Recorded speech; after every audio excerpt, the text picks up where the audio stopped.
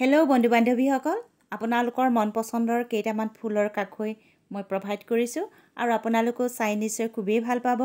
সেয়েহে ভিডিঅ'টো অকণো স্ক্ৰিপ্ট নকৰি প্ৰথমৰ পৰা শেষলৈকে চাই কেনে পালে নিশ্চয় কমেণ্ট কৰি জনাবলৈ নাপাহৰিব।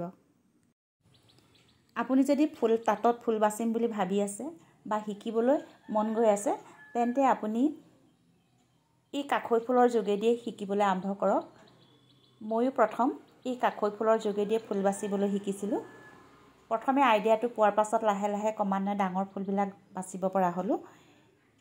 আজিকালি এটা ট্ৰেণ্ডত চলি আছে যে এই ধুনীয়া ধুনীয়া কাষৈ ফুলবিলাক কাপোৰৰ যোৰাসমূহত লুটিয়াই লুটিয়াই গৈ ফুলৰ আকৃতিত আপুনি ইচ্ছা কৰিলে যিমান ডাঙৰ কৰোঁ বুলি ক'লে বাচিব পাৰে। আৰু এইটো চাওক, তেনেই চিম্পুল এটা সহজ টেঙেচি পাতৰ কাষৈ হয়। আৰু আপোনালোকে এনেধৰণৰ চিম্পুল কাষৈবিলাক বাচিলে নিশ্চয় ফুলৰ আইডিয়াটো পাব। যিসকল বন্ধু বান্ধৱীয়ে বাচিম বুলি ভাবি আছে, এই কাষৈ ফুলৰ যোগেদিয়ে আৰম্ভ কৰিব। ভিডিঅ'টো শেষলৈকে চোৱাৰ বাবে সকলোলৈকে ধন্যবাদ থাকিল।